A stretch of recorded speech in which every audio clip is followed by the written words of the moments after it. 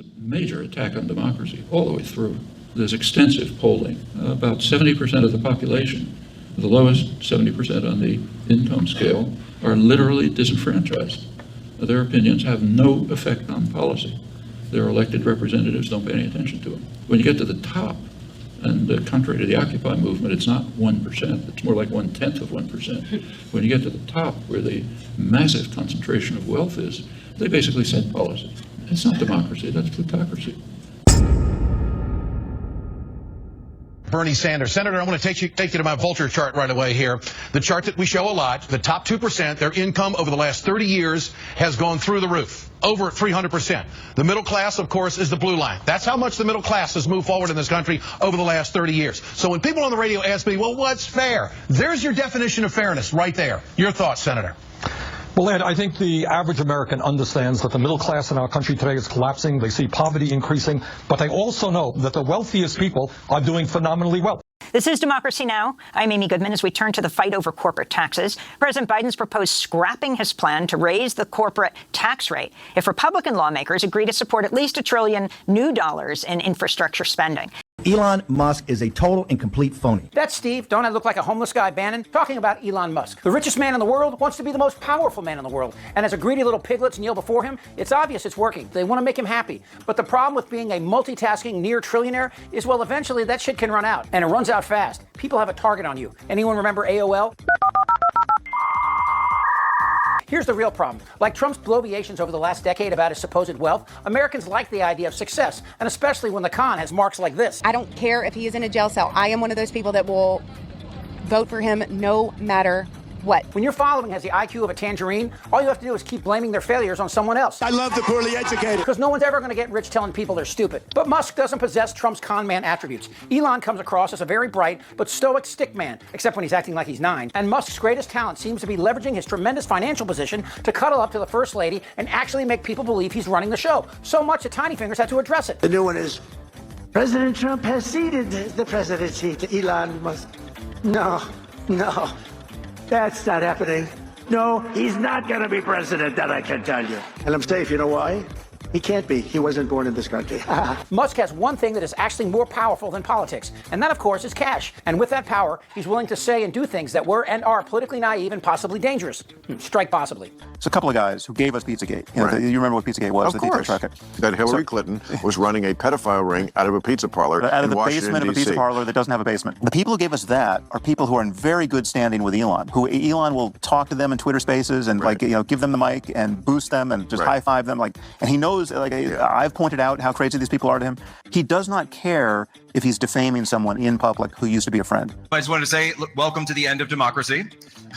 We're here to overthrow it completely. We didn't get all the way there on January 6th, but we will endeavor to get rid of it and replace it with this right here. We'll replace it with this right here. Amen. If you remember, Musk tweeted the troll's rumor that Nancy Pelosi's husband, who was nearly beaten to death by a MAGA intruder, was actually gay, and the attacker was his lover. All bullshit, of course, but Musk felt immune enough to spread it. And that's a problem. Musk believes he's immune. And so far, he's been right. But it's not like he doesn't have enemies. You remember Steve Bannon, right? He's got a glass jaw. He can't take because of the autism or where he's on the spectrum. He's clearly not.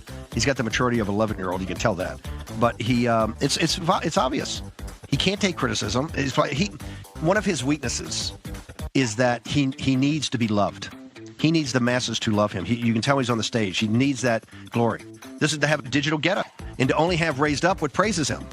That is like the little boy's mentality. If I want to be the superhero, I want to put the cape on and kind of skip around.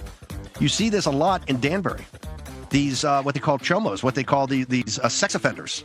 They've got this. They've had a maturity level that has stopped, and they want to be. They all watch the movies that have the Cape Crusaders on there.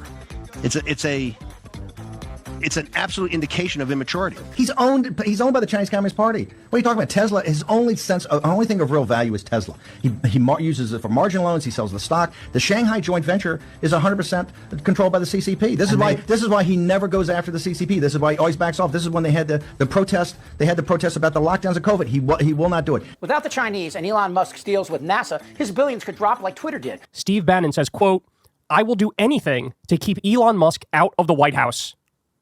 What? Trouble in paradise, y'all. Trouble in paradise. Quote, "I will have Elon Musk run out of here by Inauguration Day. Bannon told the Italian daily Corriere della Sera this week, he will not have a blue pass to the White House. He will not have full access to the White House. He will be like any other person. All right, this is where it gets even better. You ready for this? Quote, he is a truly evil guy, a very bad guy. I made it my personal thing to take this guy down. Before, because he put money in, I was prepared to tolerate it. I'm not prepared to tolerate it anymore. Which, by the way, let me just pause to point out, what does that say about you and your movement, right? What does that say about you and your movement? Well, you gave us money, so I was willing to tolerate it. Like, hold on now, if I was running for president, I just wouldn't take any money from billionaires. I wouldn't take any money from super PACs. I wouldn't take any money from big money donors. All my money would be from small dollar donors because I want to represent the people. There's quite an admission here just to be like, well, he's giving us money, so it's okay. Well, now apparently it's not. Quote, this thing of the H-1B visas, it's about the entire immigration system is gamed by the tech overlords. They use it to their advantage. The people are furious, Bannon said, noting that, quote, 76% of engineers working in Silicon Valley are non-Americans. No blacks or Hispanics have any of these jobs or any access to these jobs, Bannon said. Peter Thiel, David Sachs, Elon Musk are all white South Africans. He should go back to South Africa. Why do we have South Africans, the most racist people on earth, white South Africans? We have them making any comments at all on what goes on in the United States. Wait a second. Before it was cool, I was the guy saying deport Elon Musk. Before the Johnny-come-latelys on the far right hopped on board, I was the one saying deport Elon Musk. I was the one calling him a lazy welfare queen robber baron. Now, they're all coming around to my talking points. Wow. Look, I'm all for this fight. Let him fight. Let him fight. Quote, we have been fighting this fight for 10 years, he declared. We are going to expose the entire corruption of the American system, of how money controls everything, and hopefully will inspire you in Italy to wake up. Wow. That's such a thing to say, though, because, guys, Trump came out and agreed with Elon Musk on that issue. And what's so weird is here Sloppy Steve is going after Musk, but not going after Trump, even though Trump agrees with Musk. You know, Steve, you can use this as an issue to go after the big guy, but he doesn't. He wants to keep that line of communication open. He wants to have influence in the White House. So Trump is allowed to be disastrously and horrifically and evilly wrong, but Elon Musk can. Wow. Elon, quote, just had a huge defeat here in America, Bannon argued, on the question of H-1B visas and their importance to the economy of the United States.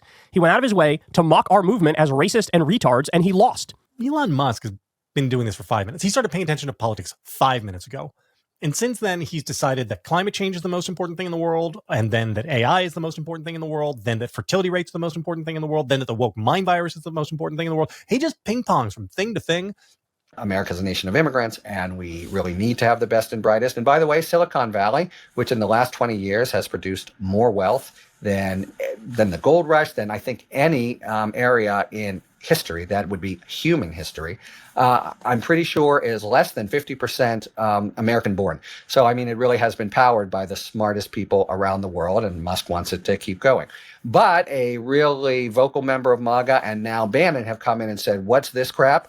We're against immigration. Trump promised us he would generally be against immigration. And this sort of elite H-1B program that Musk is for is even worse in a sense, because it's both permitting immigrants to come in and expressly fill jobs that otherwise U.S. citizens would have. And it's got this kind of class warfare overlay of, you know, the rich oligarchs coming in. So Bannon has declared war.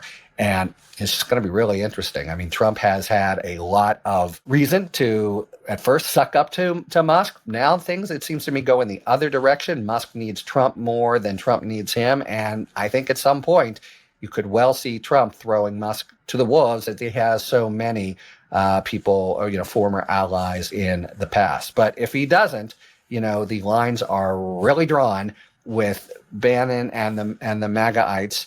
You know, in general, Trump assembled this coalition. It's sort of the classic authoritarian coalition of rich people, billionaires and others whose pecuniary interests would be served by him as president because they think he will lower taxes, and even more, that he will eliminate regulation.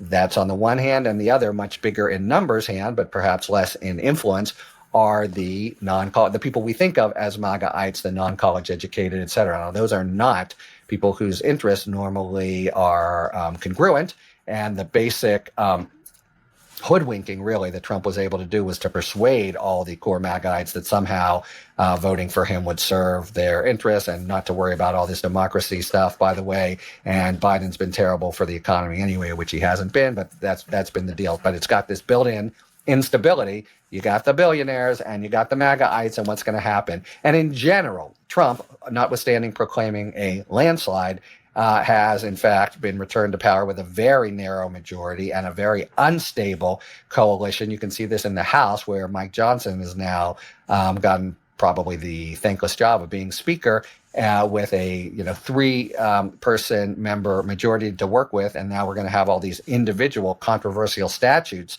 immigration, tax breaks, and the like, that not everyone is going to want to vote for, and it's going to be hell to try to keep it together. That's the general dynamic. But now you have a more pitched dynamic where someone's going to win and someone's going to lose, and it's going to happen in the next week. And you have a classic infighter in Bannon, who represents more than anybody the kind of popular engine of Trump's popularity, such as it is, and Musk, who the richest man in the world, who more than anybody represents the interests of the billionaires, all of whom came to Trump's side when it came time to support someone in the 2024 election, notwithstanding his terrible transgressions against the Constitution.